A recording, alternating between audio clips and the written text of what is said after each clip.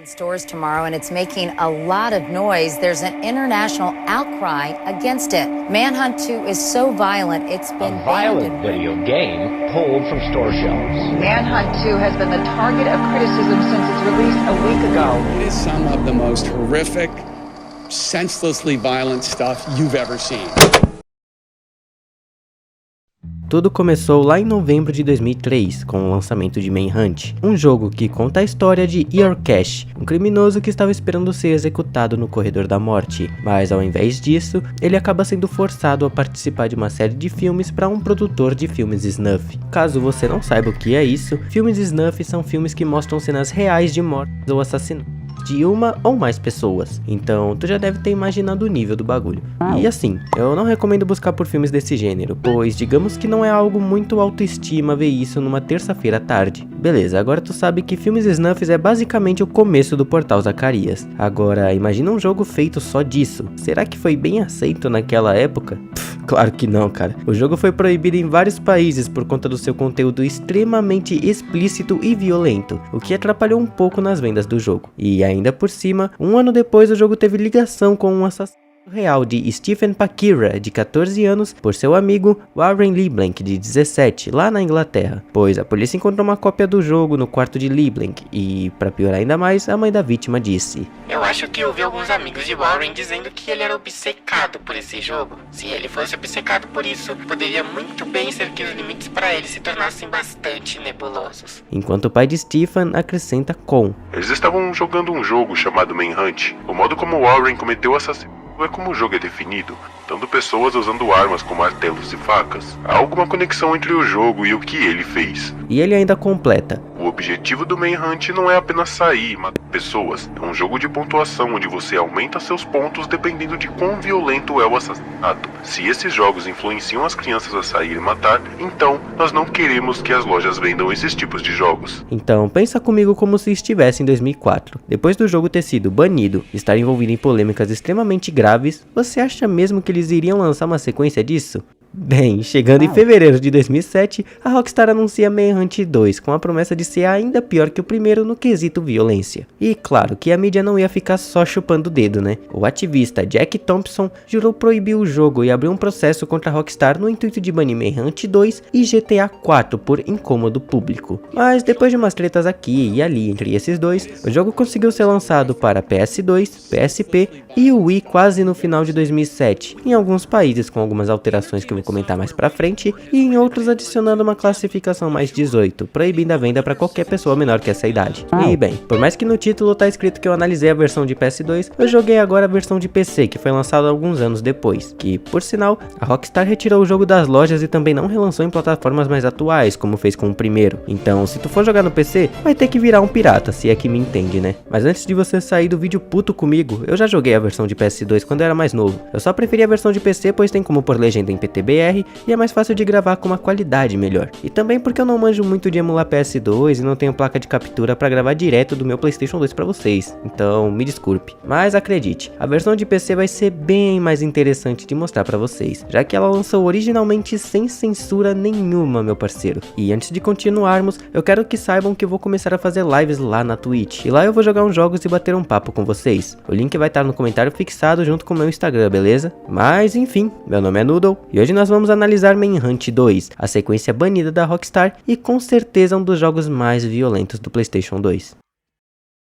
Aqui no jogo temos duas dificuldades, modo são e modo insano, que aparentemente não muda muita coisa além do minimapa, que no modo insano não está disponível. No ano de 2001, o projeto Pikmin lidava com um experimento com armas ultra secretas, liderado pela Doutora White. Tudo parecia estar indo bem, até que o projeto teve seu financiamento governamental cortado do nada, devido aos seus métodos de trabalho meio sugestivos, digamos assim. O que significou que o projeto seria encerrado por tempo indeterminado. O Dr. Pikmin acreditava estar perto de um avanço e decidiu realizar um último experimento experimento. No entanto, precisava de um sujeito para realizar seu trabalho. E é aí que Daniel, o personagem principal, entra no meio disso, pois ele se voluntariou para ser um dos sujeitos dos experimentos. 6 anos depois, Daniel se encontra trancado, sem memória de quem é ou de seu passado. Devido a uma falha no tratamento, efeitos colaterais começaram a aparecer em muitos dos participantes. Então eles decidiram esconder aqueles com efeitos colaterais no asilo Dixmoor para criminosos insanos. E ao se ver trancado no hospício, Daniel começa a questionar sua própria sanidade e se, de fato, sua família e sua vida antes de ser internado realmente existiam. Justamente naquele momento de dúvida, uma tempestade elétrica corta a energia do hospício, fazendo com que o sistema de segurança seja desligado e os internos sejam liberados de suas celas. E aí que entra o Leo Casper, que decide que esse seria o momento perfeito para escapar do hospício e incentiva Daniel a segui-lo. Então finalmente começamos o jogo, e aqui nós temos um breve tutorial sobre as sombras, pois nesse jogo elas são suas melhores amigas, porque os inimigos não conseguem te enxergar muito bem quando você está escondido nelas, o que ajuda muito no sistema stealth. E você vai precisar aprender isso muito bem, pois 90% do jogo nós vamos utilizar somente armas corpo a corpo para enfrentar vários inimigos. E assim, se tu moscar e juntar uns 2 ou 3 em você, aceita a derrota, pois tu vai ser espancado até de F. Logo em seguida, o jogo nos mostra o sistema de eliminar os inimigos, e com o leve incentivo do Leo, Daniel mata seu primeiro homem de vários. E olha, para uma primeira morte ele deu uma leve exagerada, eu vou deixar para vocês verem.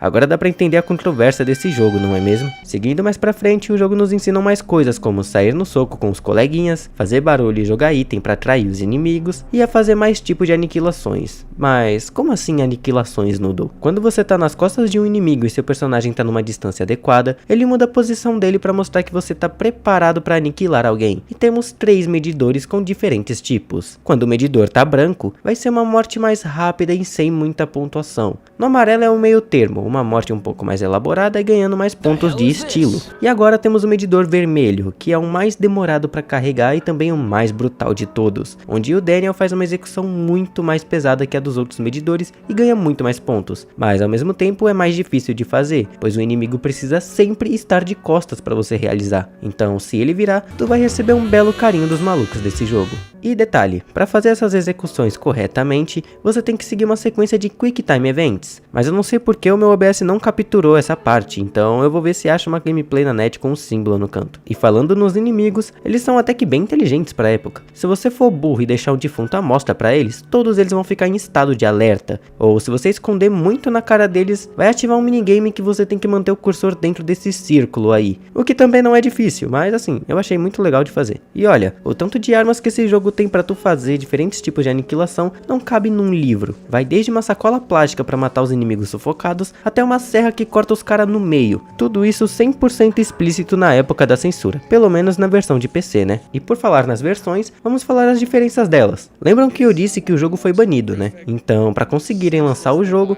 eles tiveram que censurar o jogo de um jeito bem interessante até. Na versão de PS2, Wii e PSP, eles colocaram um efeito para meio que borrar as cenas, o que não ficou tão ruim na minha opinião, já que parece que traz um traço de insanidade do Daniel pro jogador, já que você vê ele saindo de um cara assustado para uma máquina de matar durante o jogo. Mas vamos concordar que é muito mais legal jogar sem a censura e ver os caras jogando esse ketchup de massinha, ou seja lá o que isso parece, né? A era do PS2 era magnífica. Então, em 11 de setembro de 2007, a IGN lançou uma comparação entre a versão de Manhunt 2, classificada apenas para adultos, e a versão censurada no Nintendo Wii. E por mais que o jogo estava semelhante à versão de PS2, eles tiveram que remover uma aniquilação que o personagem arranca as bolas do inimigo com um alicate. Nojento mesmo, mas também é muito massa de ver. As outras animações violentas receberam o mesmo filtro da versão do PS2, então tirando a castração de alicate, o jogo é o mesmo. Até que do nada, no mesmo ano, um funcionário da Sony Computer da Europa vazou na net uma cópia do jogo sem censura para PS2, o que obviamente fez o cara ser mandado embora. Ah, mas eu só tenho a versão de PSP e PS2 com censura e eu quero jogar com violência explícita e goré. Se acalma, meu amigo, pois uns manos também descobriram que se fuçar num código dentro dos arquivos do game, essa censura consegue ser removida. Isso também funciona na versão de Wii, então se você manjar como craquear e tiver o jogo original, você pode testar isso. Até porque também, se você tiver um console piratão, eles já lançaram na net uma versão craqueada com a censura removida, então não vale a pena o esforço caso tu não tenha a versão original. E bem, as notas do jogo foram meio divididas medidas comparado ao primeiro jogo. A versão pro Wii recebeu uma pontuação média de 65% de acordo com Metacritic, enquanto as versões de PS2 e PSP receberam 67% e 69%. Em 2009, a versão para PC foi lançada e foi muito melhor recebida no geral, pois aquela coisa de vir sem censura e com conteúdo removido da versão de consoles, como aniquilações, favoreceu muito para a nota dessa versão.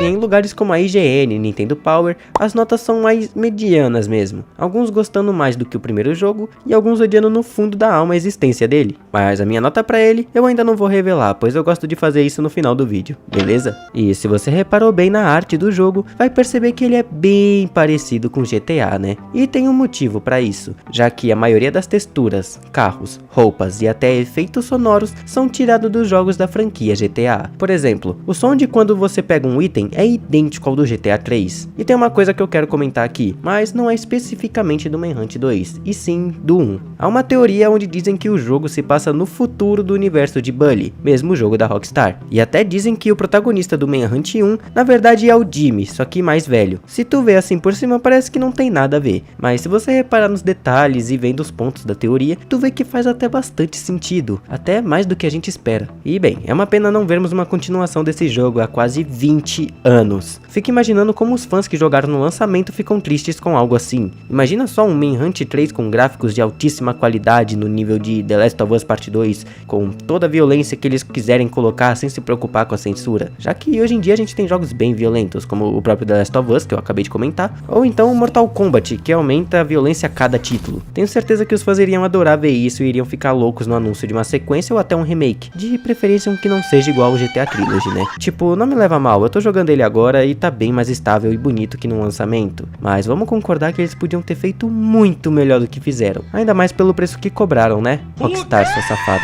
Mas o que nos resta agora é falarmos da história, já que o jogo tem uma história até que bacaninha, mas peca um pouco em ser extremamente previsível desde o começo. Sério mesmo, eu não tô nem zoando. E assim, eu não achei nenhum lugar contando a história certinho, então eu vou falar o que eu entendi bem resumido. Mas caso eu erre alguma coisa, fique à vontade nos comentários pra me corrigir, mas sem arrancar meu pescoço ou me chamando de burro, beleza? Daniel e Léo, depois de saírem do asilo, eles começam a ser procurados pelo projeto, mas com sorte e uns assassinatos aqui e ali, eles conseguem chegar à casa de Daniel, ou pelo menos a antiga casa dele, onde ele deixou um tipo de soro junto com outras coisas numa maleta para ele mesmo conseguir se lembrar do passado. Mas eles não têm muito tempo para conversa, pois o projeto não tá nada feliz com eles tendo escapado do asilo, e vão fazer de tudo para pegarem eles com ou sem vida. Depois disso, eles vão para esse tipo de boate masoquista, ou seja lá o que for, até porque eu nem sei se eu posso mostrar isso no vídeo, né? E dentro desse lugar tem umas das execuções mais pesadas que você vai ver nesse jogo. E é óbvio que eu vou mostrar pra vocês dentro do limite do YouTube, né? E agora? Nossa! Caralho, que isso? Mano! A porra!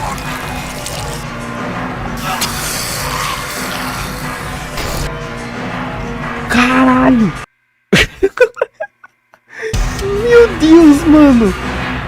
E como vocês podem ver, eu fiquei bem impressionado com tal cena quando eu vi, né? Depois desse choque, Daniel encontra a Yuri Sender, que parece conhecer bem o Danny e se preocupa por ele estar se comunicando com Léo, que na verdade tá bem atrás dele, mas a doutora não percebe. Por que será, hein? Ela acaba entregando uma chave pro Danny, dizendo sobre um lugar secreto em cima do cinema. Então esse é o nosso próximo objetivo. E depois de passar pelo cinema cheio de filmes sobre biologia na prática, se é que me entendem, a gente chega no tal lugar secreto, onde tem um monte de foto na parede colocadas pelo próprio Daniel para se lembrar das coisas, até que ele vê uma foto antiga dele com um humano chamado Michael. Então voltamos para 6 anos antes dos ocorridos, onde o Daniel tá com uma Glock apontada no Michael, pedindo para tirar o projeto da cabeça dele para que ele consiga pensar direito. E assim, isso vai ter uma explicação também, mas não agora. E simplesmente do nada, o Danny e o Léo estão em um lugar aparentemente bem perigoso, né? Fazendo eles terem que ir atrás do Michael só para pegar as chaves do barco para ir embora. E aqui temos algo um pouco diferente, pois a gente joga com o Léo dessa dessa vez, mas estranho que o Danny também era pra ter vindo com a gente, mas enfim. Depois de muita treta e uns pipocos que fez o jogo parecer o Max Payne da vida, a gente desce chumbo no Michael e foge desse caos de barco.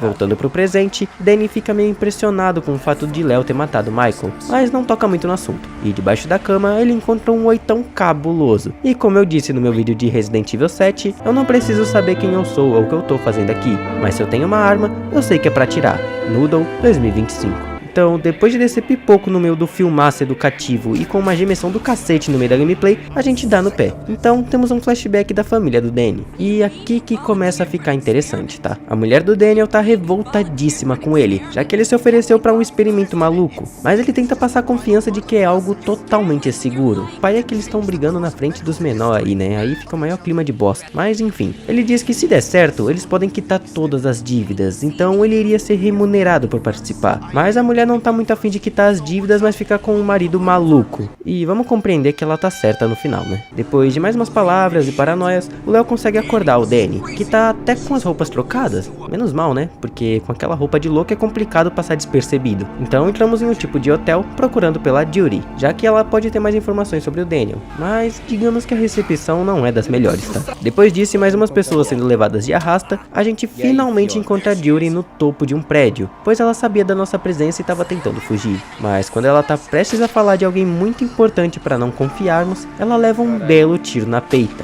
o que nos deixa na dúvida sobre quem é essa pessoa. E agora, os dois têm que fugir pra caramba, pois tem caçadores de recompensa atrás dele. Mas no meio disso, o Danny vai só lembrando aos poucos sobre o seu passado, né? E olha, que partezinha difícil da porra. Juro que eu já tava querendo arrancar meus cabelos da bunda de tanta raiva que tava passando aqui. Mas enfim, depois de passar desse inferno, temos outro flashback de 6 anos atrás, onde vemos Léo e Danny em um armazém, onde o projeto guarda aqueles registros antigos sobre os pacientes, sabe? Então a gente vê um posto de gasolina e logo a gente pensa em quê? Tacar fogo em tudo mesmo e que se dane tudo. Fazendo isso, a gente queima nossos registros e ficando teoricamente livres. Voltando pro presente, tamo indo atrás do Pickman, que pelo tom do Léo, ele não parece um cara de gente boa, né? Então a gente passa pelo maior rolê nessa casa ou laboratório e se depara com eles fazendo experimentos com macacos, mano. Eu juro que na hora que eu vi isso eu fiquei impressionado, até mais do que eu deveria. E no meio da procura do Pickman, a gente tem uma lembrança ao ver a logo do nosso programa de TV favorito. E cara, só analisem essa cena e ignorem eu falando no meio da gravação, eu esqueci de desligar o mic nessa cutscene.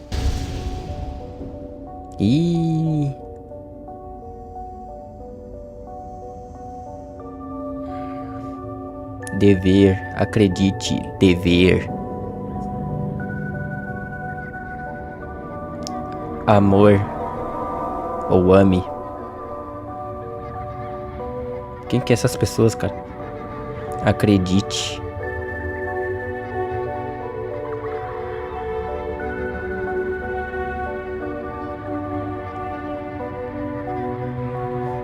Caralho. Porra. É uma lavagem cerebral, mano. É uma lavagem cerebral, viado. Literalmente isso. E fizeram essa lavagem cerebral no Daniel, cara. Olha isso.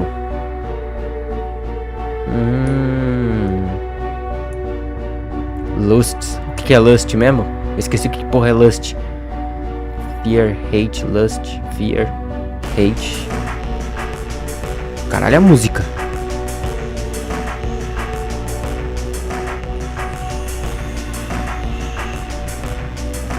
Nossa!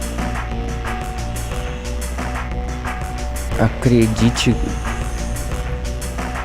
Caralho, os caras fazem uma lavagem cerebral fodida mesmo, mano.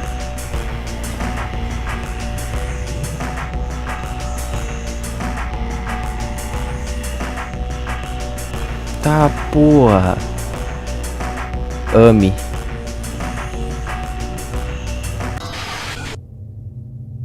Pois é, né? Como eu disse 1 milhão de vezes na gravação, o Daniel sofreu uma lavagem cerebral, fazendo ele perder a noção do que é certo e do que é errado. Tanto que a lavagem começa mostrando o correto e depois vai meio que distorcendo, fazendo ele amar a violência e o Léo. Mas como assim o Léo? A gente tá quase desvendando essa parte misteriosa sobre o que cacetes esse cara é. Então, aguardem. Depois disso, a gente encontra o tal do Pickman e dá uma tranquilizada nele. Então o Léo pede pra assumir dali, pois o Danny pode ser meio medroso pra esse tipo de coisa. Então tu já até imagina o que vai rolar, né? Então o cara pega e amarra o Pickman. Mas, repara comigo aqui, o doutor olha pra cara dele e ainda o chama de Danny?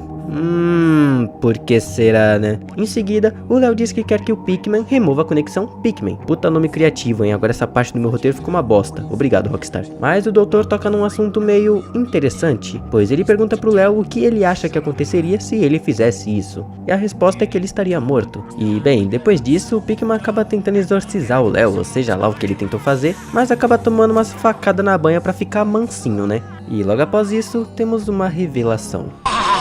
Michael, is he ready to go? Motor muscles at rest. Pupillary dilatation complete. Dr. White, pass me the sample carrier marked Leo. But we agreed to use the control personality, not Leo. Leo is a killer. Yes, I know what Leo was. Now, we've got one chance to make this work before they shut this project down. Okay, Dr. Pickman. He's ready to go.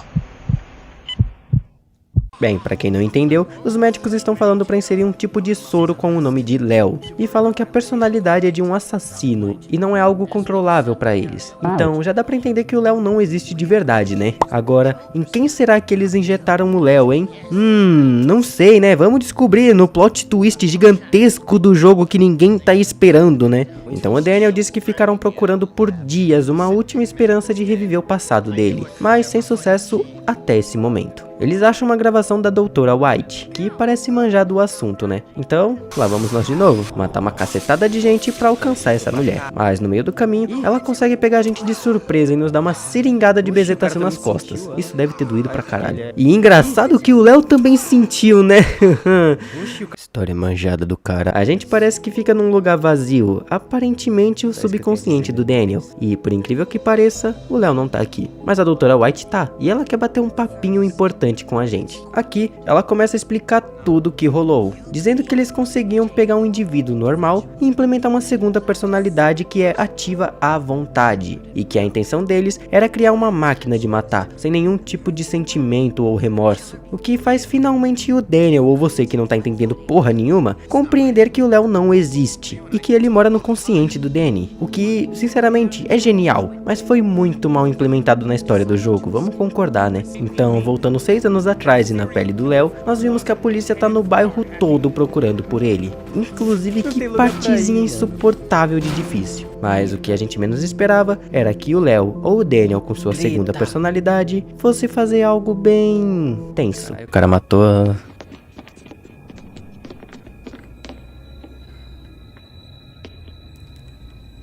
Daniel, you will not remember anything before this moment. You will not remember us being here. You will never speak to Leo again. Caralho. Daniel matou a esposa ou algo assim, foi? Isso mesmo, Noodle. Você ainda tem dúvidas do que, cara? Então o Pickman fala pra levar ele embora e queimar a casa pra apagar as evidências.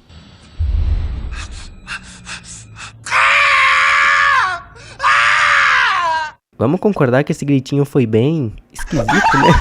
E finalmente chegamos na missão final do jogo, onde o Daniel ainda quer ter o contato com o Léo, pois ele salvou a vida dele. Mas a doutora White tá cagando e mostra mais coisas do passado de Daniel. E aí ele descobre que tem 2 filhos, que por sinal estão muito bem, então tá de boa. Nenhuma criança morreu no jogo, pelo menos eu acho. E ele pergunta sobre a mulher dele, mas como nós já sabemos, ela não tá mais entre nós. Mas ao invés da doutora só falar que ela morreu, a desgraçada faz questão de mostrar pra ele na intenção de querer esquecer o Léo. E, mano, os áudios são bem incomodantes.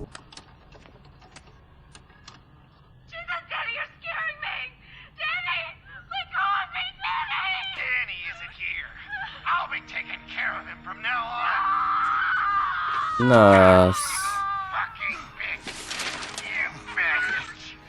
Olha a cara desse maluco, ele tá decepcionado de verdade com o que viu. E bem, aqui agora a gente tá no subconsciente de Daniel, e nosso objetivo é derrotar o Léo no X1, depois passar por uns caras aleatórios e se perdoar pelo que fez com a esposa, enterrando a sua culpa junto com o corpo dela numa cova. E depois de fazer tudo isso, a gente ainda quebra a cara do Léo, porque ele tá exibido demais se achando Dom açucarado. E depois de matarmos o Léo, acontece isso.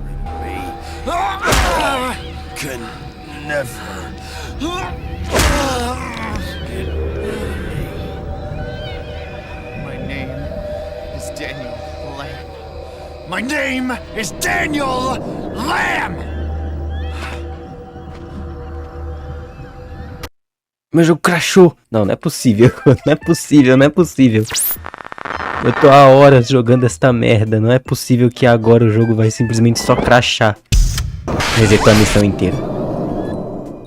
Resetou a missão inteira. Sim, meu jogo crashou e voltou à última missão do início. E detalhe, eu levei quase 1 hora pra fazer ela, então nem a pau que eu fiz ela de novo. Mas é o seguinte, no final o Daniel acorda no meio do nada e sem saber o próprio nome. Mas ao lado dele, ele encontra um papel falando que o nome dele agora é David Joyner e que ele mora na cidade onde vai ter tudo que ele precisa lá. Então ele vai embora caminhando em busca de começar sua nova vida, longe de tudo que ele fez e sem peso de seu passado. E esse foi o final bom. O final ruim eu mal cheguei a procurar e não entendi muito bem. Mas ao que parece, o Léo acaba ganhando a luta contra o Daniel e acaba sendo a personalidade principal dele. Me corrijam se eu estiver errado, beleza? Mas esse é o fim de Manhunt 2.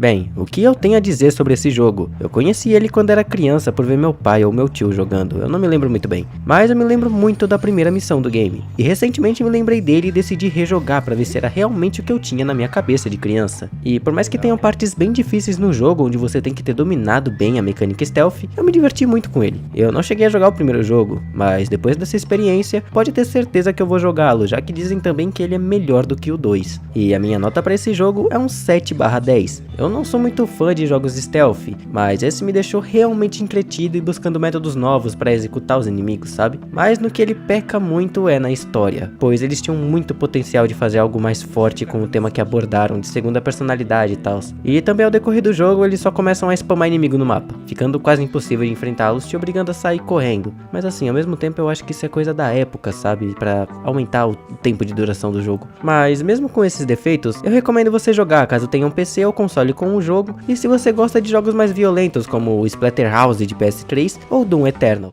Jogos hack and slash. Com certeza tu conhece algum deles. Os famosos jogos de massacrar os botões do controle até o seu boneco fazer um combo estiloso pra caramba. O primeiro jogo a popularizar esse estilo foi o grandiosíssimo Devil May Cry 1, que foi até utilizado de inspiração pelo primeiro God of War, outro jogaço de PlayStation 2. E olha que Devil May Cry 1 parece mais um Resident Evil de espada do que o hack and slash insano que conhecemos hoje em dia. E por que eu tô enchendo o saco com essas informações no começo do vídeo? Em primeiro lugar, é bom ter um pouco mais de informação sobre o mundo dos games, o seu ignorante do caralho. Também porque o jogo dessa review é puro suco desse subgênero do beat'em up, que se tu não manja também, meu Deus, tu não sabe de nada. É esse estilo de game onde tu espanca geral na tela e depois prossegue pra próxima área pra bater em geral de novo. Mas antes de irmos para o game em si, ele não é tão atual como você pensa, na verdade. Ele nasceu lá na época dos arcades com o nome de Splatterhouse, em 1988, e produzido pela Namco. Nesse game tu controla o Rick, um estudante de psicologia que fica preso na mansão West, onde uma máscara boladona ressuscita e deixa o Rick nesse naipe aí. Então ele adentra pela mansão por 2 motivos. Primeiro, porque ele não tem muita escolha, já que ele tá preso. E segundo, porque a namorada dele, chamada Jennifer, também tá presa na mansão. E bem, tirando sua dificuldade clássica dos arcades pra sugar todo o seu dinheiro, é um jogo bem curto e até que é bem legal. Ele até teve mais 2 sequências, mas eu não vou me adentrar muito porque só vamos precisar do primeiro jogo pra essa review aqui.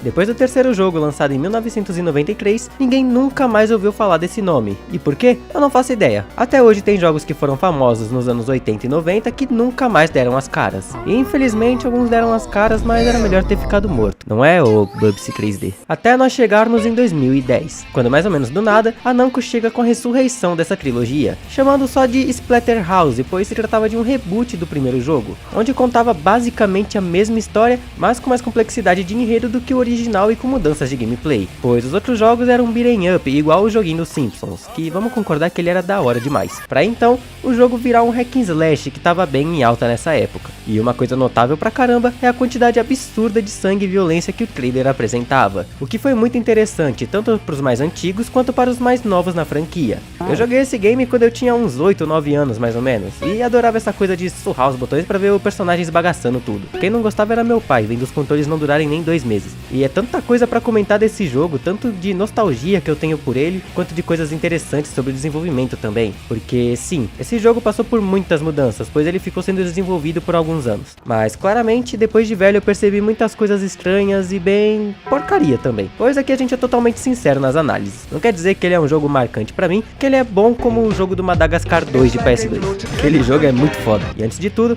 eu vou pedir o seu like e inscrição, porque me ajuda pra caramba a comprar um miojo de cada dia. E também agora tem um canal de corte das lives. Eu já soltei uns vídeos lá, então vale a pena olhar se tu gostar de gameplay, beleza? Mas enfim, meu nome é Noodle e hoje nós vamos analisar o reboot de Splatterhouse, o jogo mais violento do PS3 e que marcou a minha infância. Sinceramente, eu fiquei bem em dúvida por onde começar esse vídeo, então eu decidi ir para as versões do jogo em desenvolvimento, as famosas betas, alpha, demo e até showcase da E3. Pois assim eu acho que encaixa melhor e depois a gente comenta só do jogo que chegou nas nossas mãos diretamente, sem ficar alternando entre beta e versão final. Pelo que eu consegui entender pesquisando por aí, o jogo primeiramente estava sendo produzido pela Bottle Rocket Studio, mas pelo que diz na Wiki eles foram removidos do trampo, porque o jogo estava com muitos problemas de performance e outras coisas. Mas enquanto a Bottle Rocket estava com a mão toda na massa, eles mostraram algumas gameplays do game, e antes de mostrar, eu vou deixar uma gameplay de alguns segundos do jogo que temos em mãos.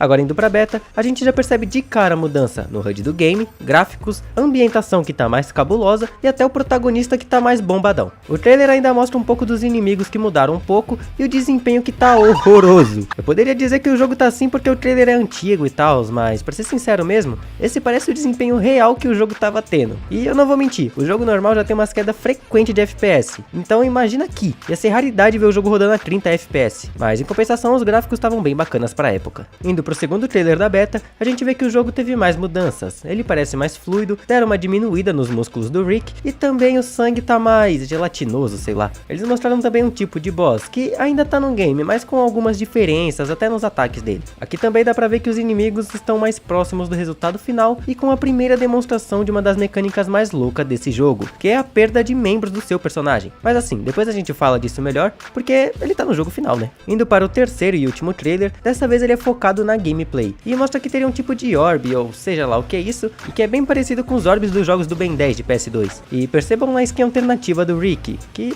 na verdade não é só uma skin, e sim um poder que se chama modo Berserker, onde ele fica boladaço e sai dando porrada em geral. E nesse trailer ele tá bem parecido com o Berserker do Splatterhouse 3, mas vocês vão ver que eles mudaram isso no jogo base e ficou bem melhor. E bem, deu pra ver que o jogo já tava em um estado bem avançado, né? Mas ainda assim a Namco decidiu engavetar totalmente essa versão, tornando ela até uma Lost Media hoje em dia. E depois disso ela começou o projeto que seria o Splatterhouse definitivo e que nós conhecemos hoje em dia. E obviamente isso atrasou pra caramba o game, já que esses trailers que vimos foram lançados em 2008 com a promessa de lançar o jogo em 2009, mas como descartaram o projeto inteiro, o jogo acabou saindo só no final de 2010. E é isso que sabemos sobre a beta até agora, que na verdade nem pode ser chamado de beta, já que era pra ser o game normal mesmo. Com certeza deve ter muita coisa dessa versão que não vimos e capaz que nunca veremos. Mas enfim, a gente já enrolou demais aqui, bora avançar pra 2010, ou voltar, sei lá, e analisar o Splatterhouse original, o top 1 dos jogos mais violentos da 7ª geração de consoles. Pelo menos é o que tá nessa lista aqui, nada suspeita.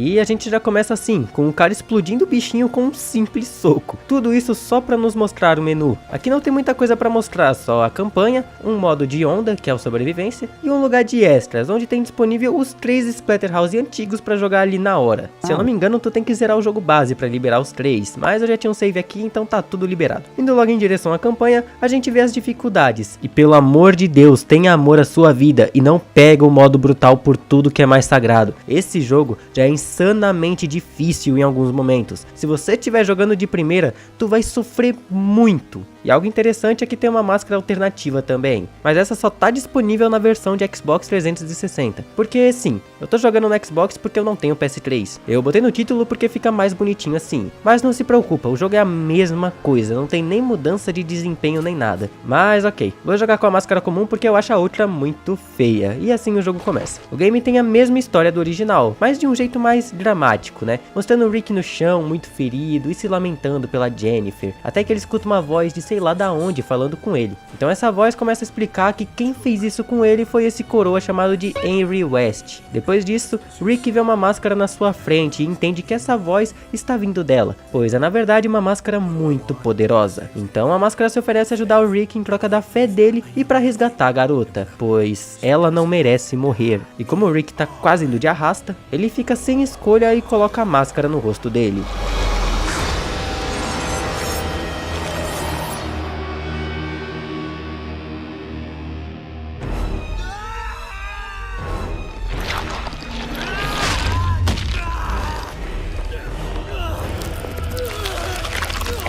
Quit whining. Did I say it was gonna be fun? You're gonna have to learn to love the pain. There's a lot more of it to come.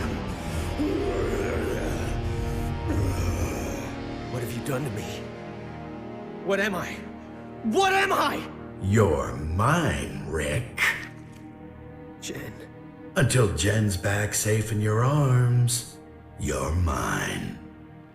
E é assim que o game começa. E opa, que merda de gráfico é esse? Pra um jogo de 2010 isso tá bem paia, mas calma que ainda tem como piorar. Agora sim estamos no controle do Rick, e esse modo que ele acabou de ativar é o tal do modo Berserker que eu tinha citado antes. Mas nos jogos antigos e na beta, ele não tinha esses espinhos e garras, o que eu acho que foi uma mudança muito foda. Basicamente, esse modo Berserker é a mesma coisa que o Devil Trigger do Devil May Cry. E bem, provavelmente meu vídeo já desmonetizou por conta da quantidade de sangue nesse jogo, mas caso vocês não tenham percebido, o jogo tá dando umas engasgadas, né? Pois bem, isso daí não é da minha placa de captura não, tá? Isso aí é o game mesmo. O jogo mal consegue se estabilizar nos 30 FPS. E pique, era normal os jogos serem a 30 FPS naquela geração, mas eles pelo menos se mantinham muito bem e muito raramente dropavam de forma severa. Agora aqui, pro jogo ficar em 30, tem que ficar numa sala sem absolutamente nada. E quando junta inimigo pra caralho, o que é normal em um hack and slash, o jogo consegue dropar pra menos de 20 FPS. Bem, depois dessa sanguinolência toda e o Rick quase morrer por não tancar o modo Berserker, a gente volta ao normal. E pelo motivo de estarmos muito fracos, a gente só vai liberar esse modo de novo lá pra frente. E assim, não tem muito segredo sobre a gameplay. É saída no soco pra fazer combo, tem árvore de melhoria, ondas e mais ondas de inimigo, típico de um hack and slash. Uma leve diferença aqui é que nós não temos um medidor de estilo ou um contador de hit, e sim um contador de sangue derramado, onde quanto mais rápido você mata os inimigos do jogo, mais sangue você derrama, e isso ajuda pra aumentar a sua barrinha vermelha do Berserker e desbloquear mais golpes e combos. Cara, a trilha sonora desse jogo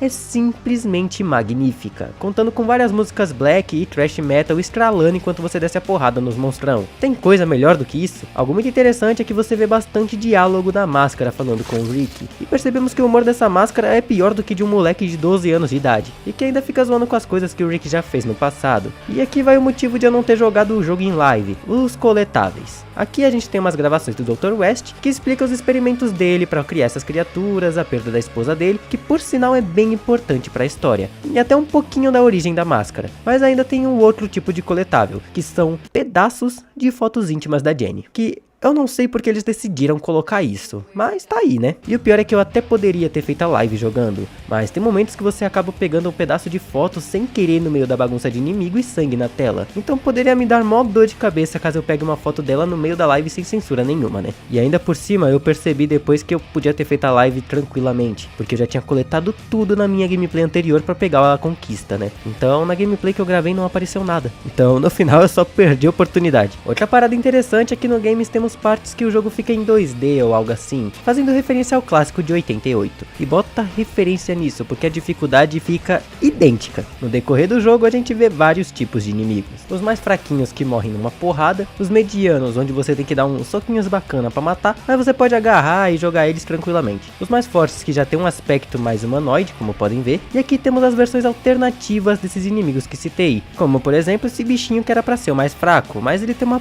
puta resistência e arranca seus braços com um tapa se tu moscar. E tá aí uma mecânica que você não vê em qualquer jogo, o seu personagem pode perder um membro no meio da luta, mas como ele tem o poder da máscara, ele se regenera. Mesma coisa pra arranhões e buracos pelo corpo. E o mais engraçado é que você depois pode pegar o braço que deceparam e usar como uma arma. Eu devo admitir que os devs foram bem criativos nessa parte. E bem, lembra que eu comentei que esse jogo era o mais violento do PS3? Pois então, não é à toa, porque aqui nós temos as execuções, onde quando um inimigo fica com a vida bem baixa, ele fica com uma aura vermelha em volta dele. Então você agarra ele e rola uma animação bem grotesca com Quick Time Events, como essa de abrir a boca do monstro ou de esmagar o crânio dele com as próprias mãos. E sério, tem umas execuções nesse jogo que são tão grotescas que você nem sabia que era possível fazer isso com um bicho. Mas eu vou citar disso melhor em outra parte desse vídeo, beleza? E agora vamos falar das armas. Temos vários tipos de armas para usarmos contra os inimigos, que vai de um pedaço de cano até uma motosserra ou escopeta de cano duplo, meu parceiro. Hell yeah! Obviamente essas armas têm uma durabilidade, mas você pode aumentar isso no menu de upgrade, por mais que não seja tão útil contra os malditos bosses desse jogo. Por se tratar de um hack and slash, com certeza você imaginou que teria boss, né? Mas fica tranquilo, porque uma hora você tá enfrentando o primeiro boss e no fim do game você tá enfrentando 5 deles de uma vez, na versão melhorada, e que te matam com 3 tapas mesmo estando com a vida no máximo. E é claro que a gente tem exceções, como esse gordão da serra elétrica, que na verdade é uma referência do primeiro jogo, que faz uma referência ao Leatherface do filme Massacre da Serra Elétrica. É referência atrás de referência aqui, né? Mas porra, como é que a gente sobrevive sendo que tem que dar 1000 socos pra um inimigo morrer e a gente, se tomar 3 tapas, evapora? É aí que entra a cura desse jogo,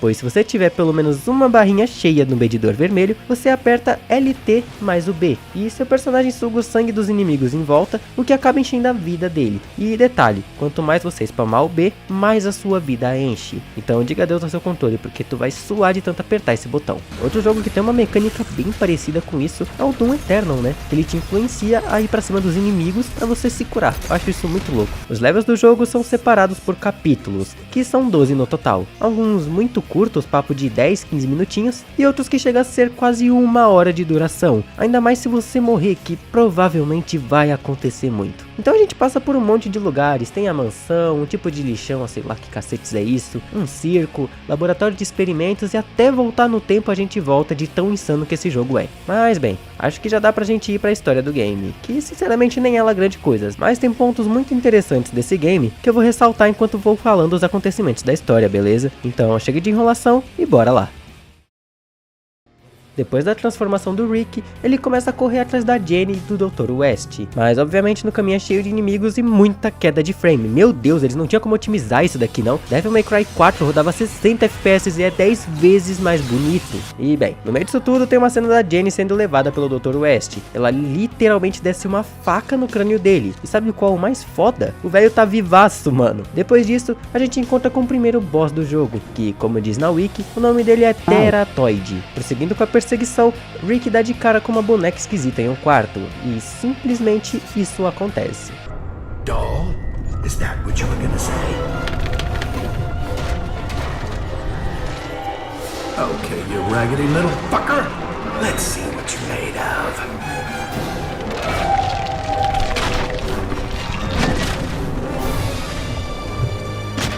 Okay, now look what you did.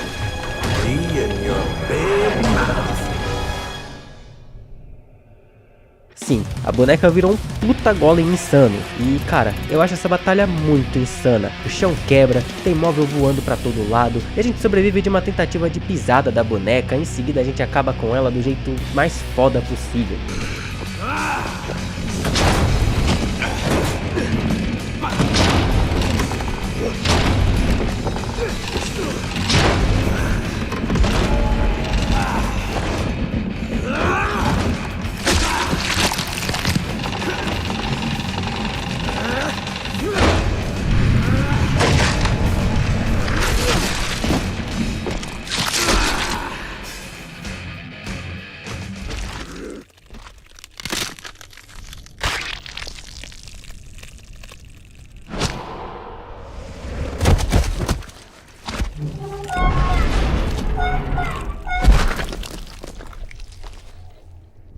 Ain't your mama, asshole? Eu vou falar pra vocês, hein? Só essa boss fight pra mim já compensa quase todos os defeitos desse jogo, tirando a maldita queda de frame. Depois disso, o Rick encontra Jenny e Dr. West indo em direção ao portal. E, obviamente, ele perde tempo tentando se explicar pra Jenny que ele é o Rick, só que com bomba até o talo. E, como o Dr. West não é burro, ele foge pra dentro do portal, fazendo a gente ter que ir atrás dele. Chegando do outro lado, a gente se depara com um lugar parecido com o Ferro Velho, e que tem esses bichos insuportáveis que pulam na sua cara. Após correr um pouco pela cidade toda destroçada, ele encontra um mini-boss, que tem o nome de Aedes ou Aegis, que é uma lula de um olho só e que deixa os inimigos invencíveis, podendo matá-los só cortando eles com alguma arma ou matando o Aegis primeiro. E boa sorte, porque ele fica teleportando mais do que um Enderman na chuva. Depois disso, a gente encontra com a fucking Estátua da Liberdade, o que nos faz cair a ficha de que estamos em Nova York, para ser mais preciso, 13 meses no futuro, onde o Rick falhou de salvar a Jenny e o Dr. West conseguiu usar ela como sacrifício para virar ADM do mundo todo. E cara, do nada a Estátua da Liberdade cria uma boca demoníaca e o nosso objetivo é jogar uns bichinhos na boca dela para ela morrer engasgada, ou sei lá, morrer de morte morrida, para depois entrar na boca dela. Não faça perguntas, é um videogame, não se esqueça disso, cara. Dentro dessa estátua, a gente se depara com um tipo de matadouro, onde fica o Big Man, que é o boss que faz referência ao clássico e tal, que eu tinha comentado mais cedo. A gente acaba caindo em uma área mais baixa e tem uma batalha contra ele, mas a gente mata ele com a própria motosserra no braço dele, simplesmente magnífico.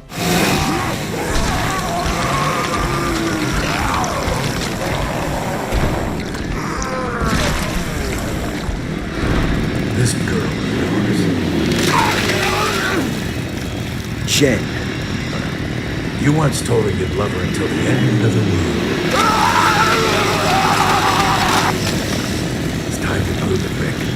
Que promessa bonitinha, né? Seria mais fofo se ele não tivesse estripando o bicho enquanto fala. Em seguida, um portal se abre e continuamos nossa jornada. E nos encontramos em um tipo de caverna ou coisa assim, que a máscara revela ser na verdade a mansão atual do Dr. West, ou seja, no presente. E depois de muita porrada e sanguinolência, a gente encontra um tipo de verme gigante. E obviamente a gente vai descer o rodo nele até ele não aguentar mais. Mas como a gente não tem muito pra onde ir depois disso, a gente acaba descendo nesse buraco que o verme deixou. Nos fazemos para ainda mais no subsolo. Aí a gente passa por uma sessão de porrada em 2D e depois a gente chega em um tipo de laboratório. E encontramos o West e a Jenny de novo, obviamente. Mas pela surpresa de todos nós, a Jenny manda a gente se afastar, pois aquilo na verdade era uma armadilha pro Rick, onde agora a gente tem que derrotar esse bichão difícil pra um cacete. Eu morri sei lá quantas vezes nesse bosta aí, e o pior é esse loading que demora uma cota pra carregar. Esse jogo já tem FPS baixo, gráficos medíocres, expande inimigos toda hora e de brinde os loads gigantescos. Mas depois de dar um carinho no monstro, o Rick dá umas ameaçadas no West, ele acaba ficando putinho e joga a gente em um parque de diversões no mínimo macabro. E depois de prosseguir enfrentando os palhaços que dançam capoeira em um sapo mutante, a gente se encontra com isso. Eu não vou dar muita informação dele, mas a execução é bem vergonhosa, eu devo admitir, né? Agora, eu cheguei numa parte muito importante pra mim. Depois de prosseguir mais um pouco no game, a gente chega nesse tipo de casa de espelho, daquelas que tem em parque de diversões, sabe? E cara, aqui passa uma cutscene que me deixou sem dormir direito por alguns dias de tanto cagaço que eu tinha. Rick, he's hurting me. Why did you let him take me? You pussy. Stay with me, Rick.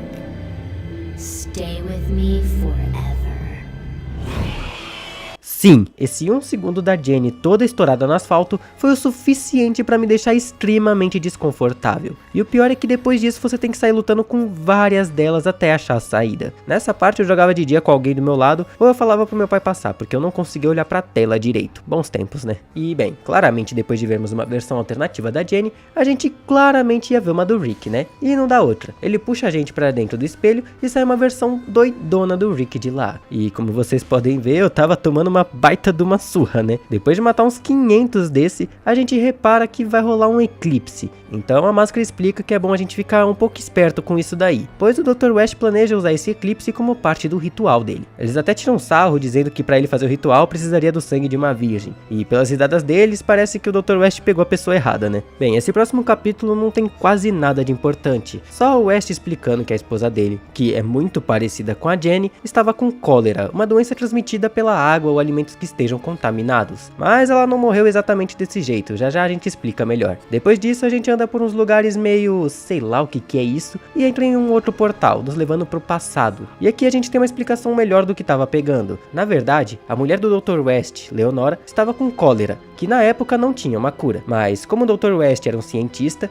ele conseguiu curar a primeira pessoa no mundo com essa doença. Só que acabou que as pessoas descobriram que ela foi curada e a nomeou de bruxa. E você tá ligado que quando isso acontece é direto pro fogo, né, meu parceiro? E é aí que nós chega e tem que sair correndo contra o tempo pra conseguir salvar a Leonora, que na verdade o Rick confundiu com a Jenny porque elas são idênticas, né? Mas quando a gente chega pra resgatar ela, já é tarde demais e o fogo começa a se espalhar por toda parte. Mas antes de percebermos algo, ela acaba saltando na gente, parecendo capeta atrás de nós. Olha essa cena, pelo amor de Deus. E pela aliança no dedo, o Rick entende que não é a Jenny e vai embora pelo portal. Bem a tempo do Dr. West chegar e encontrar sua mulher toda queimada. Se o Rick demorasse mais um pouquinho, ia bagunçar toda a linha do tempo, já pensou? E aqui começa a pior parte desse jogo, o capítulo 11. Ah, mas eu tava me contorcendo pra chegar logo nessa parte. O capítulo se baseia em literalmente um spam de chefes seguidos. E não é um de cada vez, não. Chega ao ponto de ser 5 teratoides mais fortes de uma vez. Que parte dolorosa do caralho. Vamos logo pro capítulo 12 porque aqui não rola nada demais. Bem, aqui a gente vê que o Dr. West tá quase dando início ao ritual, mas o Rick chega bem na hora certa e impede ele decepando o braço dele, lançando ele longeaço. Um jeito bem efetivo, eu devo admitir, né? E por mais que ele pense que tudo acabou, na verdade esse ritual é bem mais complexo, onde não era só a Jenny necessária na cerimônia, mas sim mais 10 mil vítimas que se transformaram nessa criatura gigantesca só pra matar a Jenny e fazer o mundo só deles. Até porque a Jenny era a parte mais importante, querendo ou não. E aqui não tem muito segredo, é ir defendendo a Jenny por um tempo determinado sem deixar que a vida dela chegue a zero. Bem tranquilo e eu passei de primeira, um milagre nesse jogo, né? E depois disso, o monstro tenta pisar nela, quando isso acontece.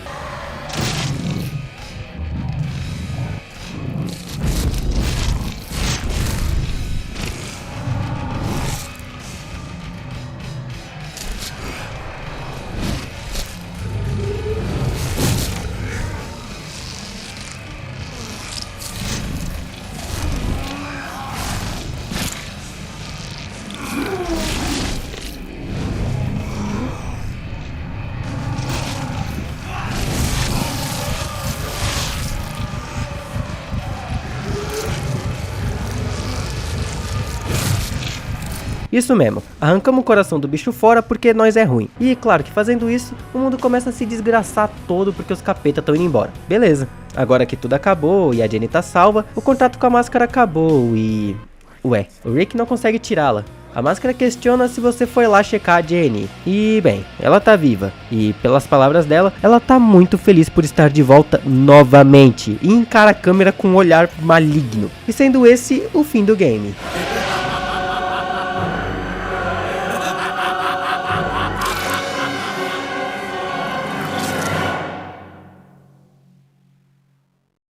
E não exatamente. Quem olha assim pensa que o jogo deu brecha pra uma continuação, uma sequência, né? Que obviamente não rolou. Mas, na verdade, no jogo original isso também acontecia. Mas aí você enfrentava a Jenny toda capirotesca e depois, como uma forma de vingança contra o West, você queima a mansão dele, fazendo assim o trato com a máscara se acabar. Mas não rolou e eu acho que eles fizeram isso pra dar um tchan no final, ou então pra realmente fazer uma sequência, juntando o restante do Splatterhouse 1 original e o Splatterhouse 2. Mas infelizmente isso não aconteceu.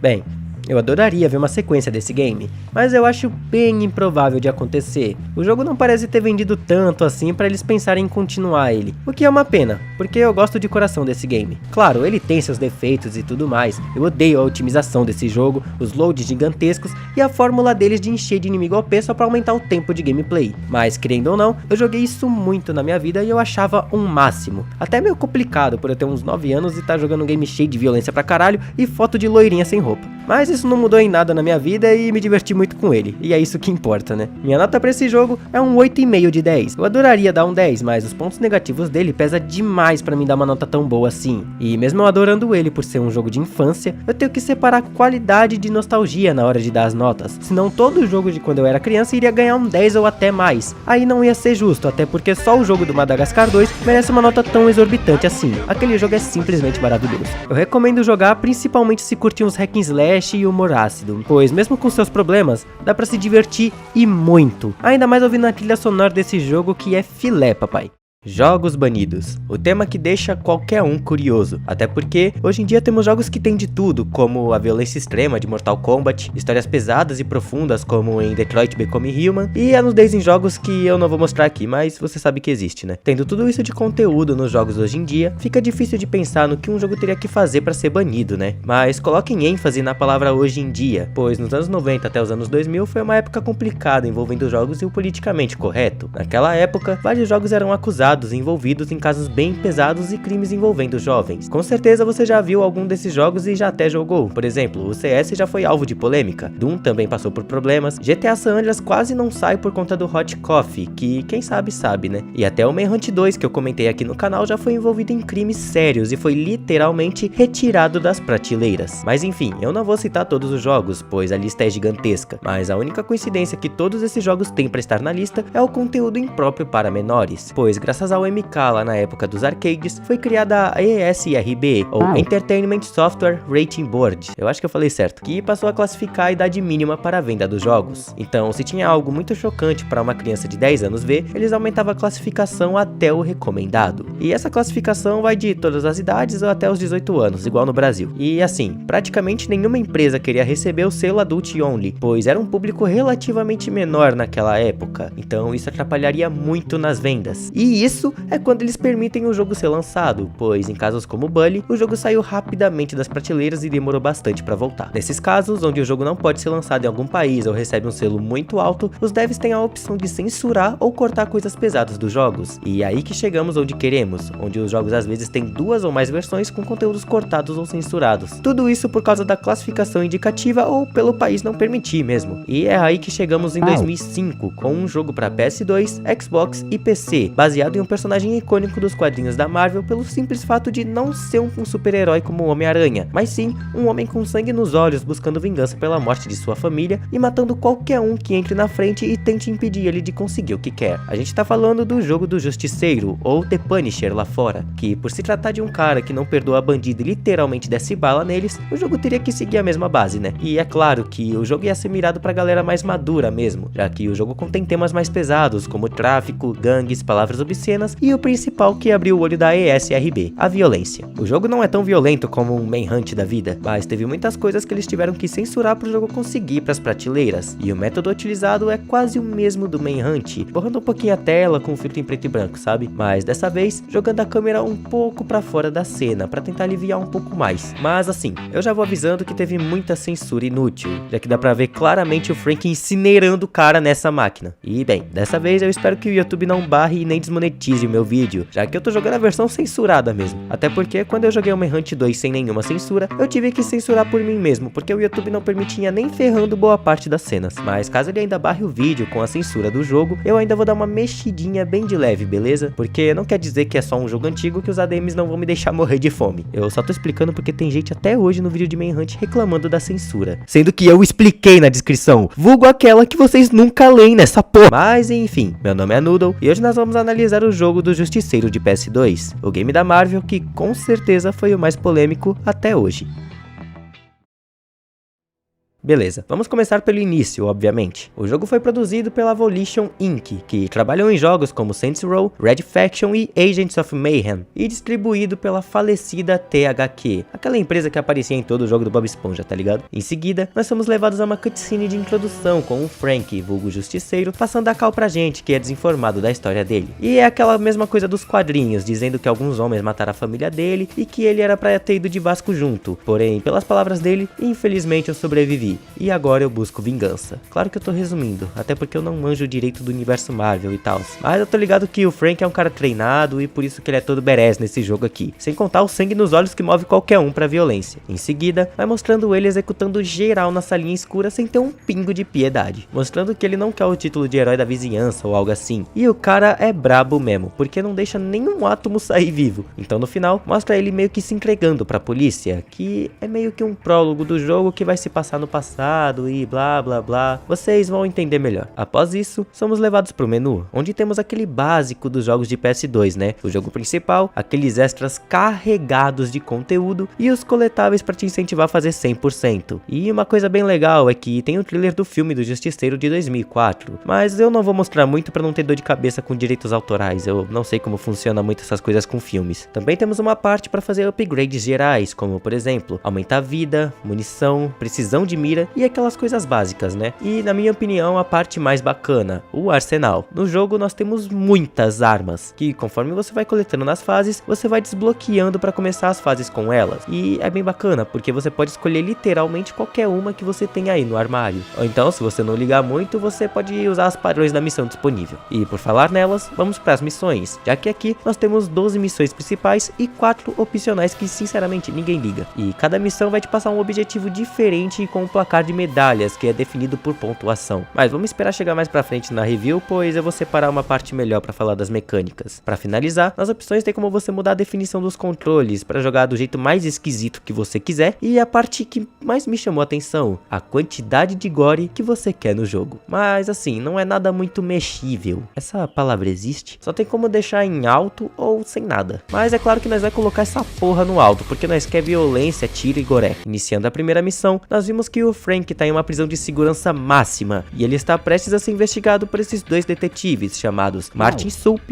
e a Molly von Richthofen. E eles querem saber os motivos do Frank estar em determinados locais. Já deu pra entender que a gente tá vendo o presente e vai jogar no passado, né? Parece até o começo do Persona 5, mostrando o protagonista sendo interrogado. Então a Molly volta pra 3 semanas atrás, onde a gente se encontrava numa casa de crack. Não esse tipo de crack, esse tipo que é mais pesado. Mas a gente farmando aura não responde nada. Então o detetive Sulp decide dar uma debochada e pergunta qual foi a quantidade de corpos desse dia, nos levando pro flashback e finalmente o começo do jogo. E só um adendo para os gráficos desse jogo, eu achei eles bem bonitos e muito bem polidos. Eu não sei se é porque eu tô usando o PS2 Full HDMI, mas é realmente impressionante que esse jogo tava rodando no PS2. Com alguns probleminhas, mas tava. Eu vou citar melhor depois. E reparem que o Frank é meio perturbado das ideias, já que ele fica falando com o próprio consciente dele, parecendo aquele meme do cara falando com a parede ou o Max Payne da vida. Que por sinal esse jogo tem muita inspiração, viu? O famoso copia, mas não faz igual. Entrando no bequinho sapeca, nós já temos o controle do protagonista. E de brinde, as primeiras impressões dos controles. E é o seguinte, os controles são até que bons pra época, mas envelheceram igual leite fora da geladeira. O Frank é meio durão de controlar e não anda nas diagonais. E a mira então, vixe. Eu joguei na versão do PS2 e todo mundo sabe que o controle original dele não tem como mirar tão precisamente. Por isso que jogos de tiro como o Black costumam ser mais difíceis no PS2 do que no Xbox, por exemplo. E é claro que aqui vai sofrer do mesmo problema. O jogo não te entrega uma mira tão boa assim, e mesmo com você podendo fazer upgrade, o analógico do PS2 não consegue entregar aquela precisão bacana, sabe? Eu não tô falando que é impossível, mas com certeza vai te dar mais trabalho. E no jogo temos muitas interações com cenários e inimigos, podendo agarrar eles e fazê-los de escudo humano, matar eles rapidamente ou então interrogar eles para conseguir informações importantes. Ai, Noodle, mas como assim interrogar? Então, você interroga um inimigo na base da ameaça mesmo, apontando uma arma na cabeça dele, pegando ele pelo pescoço ou interagindo com o cenário. E então aparece um medidor de medo da pessoa que você tem que deixar nessa barra amarela. Se conseguir deixar por tempo suficiente, ele se entrega e passa a informação necessária. Depois disso, você até pode soltar ele que ele vai embora correndo. Mas aqui eu nem fiz isso, porque nós quer ver violência, meu parceiro. Então sempre depois que eu ganhava o que eu queria, eu ia lá e terminava de executar o inimigo. E falando nas execuções de cenários, eles são as coisas mais destacáveis desse jogo e obviamente o motivo para ele ser censurado. Até porque, se ele não tivesse isso, ele seria só mais um jogo normal, né? Aqui você vai fazer o mesmo interrogatório, mas perto de alguma coisa que tenha esse feixe de luz no chão. E depois do interrogatório, você pode mandar eles ir embora ou ir falar com o humano Jesus Christ, se é que me entendeu. E assim, tem algumas que nem são tão pesadas assim e que nem mereciam censura, pra ser bem honesto. Mas tem outras que facilmente você consegue comparar com outros jogos banidos aí. E é claro que nessa de ter que censurar tudo, teve umas censuras muito sem sentido. Começa daqui, onde o cara cai na máquina, mas dá pra ver claramente ele sendo esmagado. Sério, pra que botar um filtro em preto e branco, sendo que eu tô vendo claramente até o sangue espirrando, cara? Mas sobre o game em si, é só um jogo de tiro comum. Não muda muita coisa dos jogos que a gente tinha naquela época. E não me levem a mal, mas eu nunca curti jogar esses FPS do PS2 pra trás, porque, como eu disse antes, é muito ruim de mirar. Os únicos que ainda se salvam é tipo um GTA San Andreas, que a mira gruda no inimigo. Eu poderia ter jogado a versão de PC, mas assim como o Manhunt 2, ele não foi relançado para as plataformas digitais, como a Steam, por conta das polêmicas dele. Então eu teria que ir do jeito alternativo, se é que me entendem. Mas como estavam muito suspeitos os sites que tinham download, eu preferi ir na versão de PS2 mesmo. Sei lá, vai que meus dados são levados pro quinto dos infernos, né? Aqui a gente também tem aquele pulo que o Max Payne dá nos jogos, mas sem um slow motion muito foda dele. E sendo bem sincero, você nem vai usar direito, porque fica péssimo pra mirar e você só pode ir pra 4 direções ao invés de 8. Ou seja, você não pode ir nas diagonais, você só pode ir frente, trás,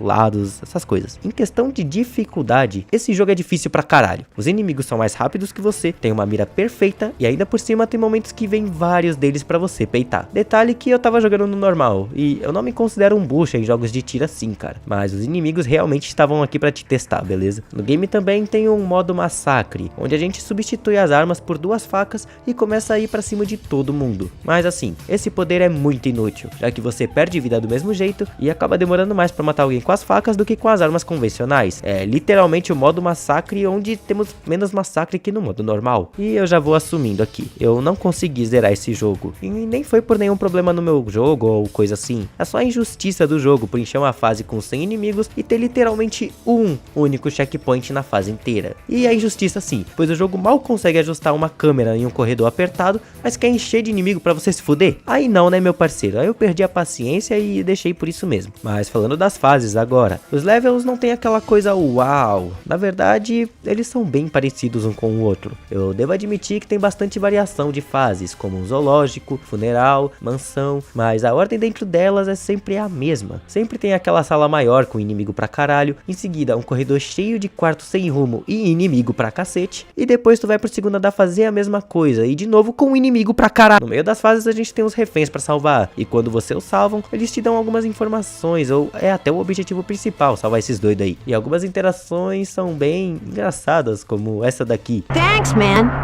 For what? For saving my life?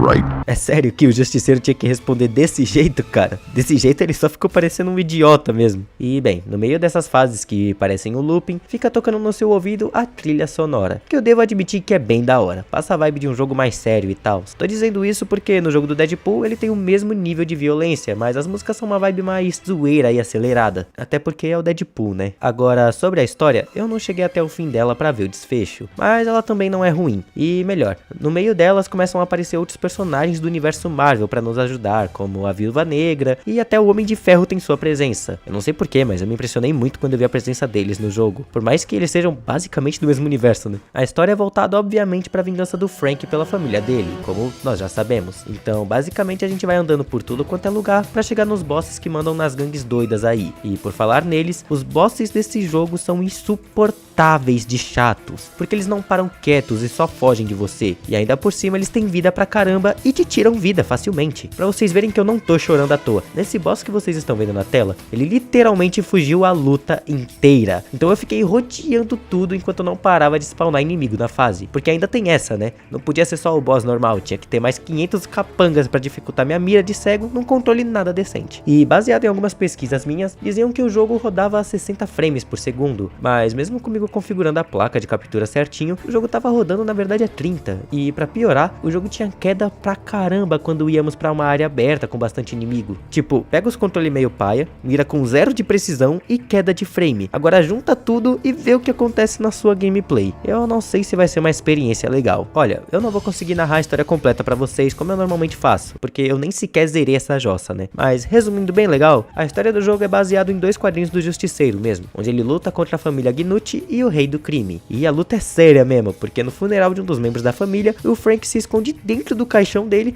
e depois começa a descer bala em todo mundo. Eu devo admitir que esse início de fase é muito foda e simplesmente inesquecível, mas no final de toda essa bagunça aí com ele na prisão dando um interrogatório, a prisão entra em erupção e o Frank consegue fugir pros telhados, onde encontra o rei do crime utilizando uma das armaduras do Tony Stark. Mas tá ligado, né? Nós é protagonista e vence dele facilmente, jogando ele do helicóptero e matando ele desse jeitão mesmo. Tem uma cena pós-créditos mostrando que, na verdade, o rei do crime tá vivo e estaria bolando um plano de vingança contra o justiceiro. Mas aí nós vai ficar sem saber qual é o plano mirabolante, já que não teve sequência do jogo nem nada do tipo. E pensando por um lado, que bom que não teve, né? Porque ia ficar aquela coisa do rei do crime buscando vingança pelo homem da vingança, ia virar um loop de vingança, vingança e vingança aqui, vingança ali, sem fim. E bem, o jogo é basicamente isso aí. Não tem muito o que falar, já que o motivo de censura dele foi algo totalmente banal nos dias de hoje. Não foi igual ao Manhunt, que teve coisas mais pesadas em volta do banimento e censura. É só um controle parental mesmo, que no fim nem é tão necessário assim. Claro que o jogo é violento e tem suas cenas pesadas, mas ele já tinha esse foco em ser um jogo para as pessoas mais adultas mesmo. Então eu não vi motivo para quererem censurar esse jogo. Ainda bem que nos dias de hoje nós não temos mais isso. Parece que a mídia deixou de se importar com os jogos um pouco. Menos a Record, que ainda fica falando coisas sem sentido pra tentar alienar os pais pra proibir a molecada de jogar o Free Fire ou Roblox da vida. Mesmo com o jogo tendo seus problemas de desempenho, level design desinteressante e ser levemente repetitivo, ele tá longe de ser um game ruim. Os gráficos são filé. A mecânica de interrogar é único desse jogo. Pelo menos eu nunca vi isso em outro jogo até hoje. Isso me dá até saudade de quando os devs arriscavam em mecânicas assim, ao invés de só investir no mesmo de sempre, igual hoje em dia. O que nos resta é jogar os maravilhosos indies, né, que ainda dá aquela inovada legal. Eu tenho certeza que agora vai vir os chatões nos comentários dizendo que eu só gosto de jogo velho, né? A violência do jogo é bem aceitável. Algumas execuções são bem pesadas, mas realmente não merecia todo aquele escândalo. Particularmente eu chamaria esse jogo de o Max Payne com Manhunt, que foi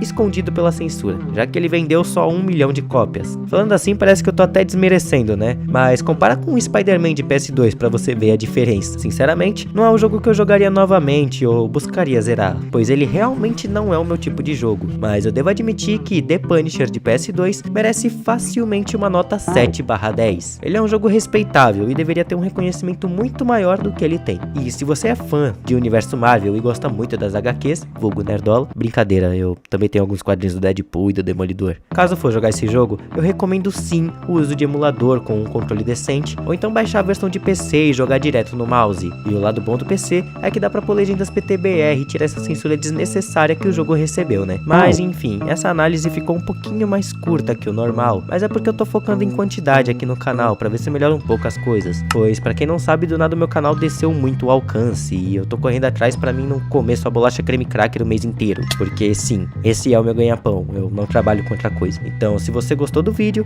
deixa o seu like pra ajudar, e se quiser acompanhar os próximos vídeos, se inscreve aí pra não perder nada, beleza? Mas é isso, até o próximo vídeo, tchau!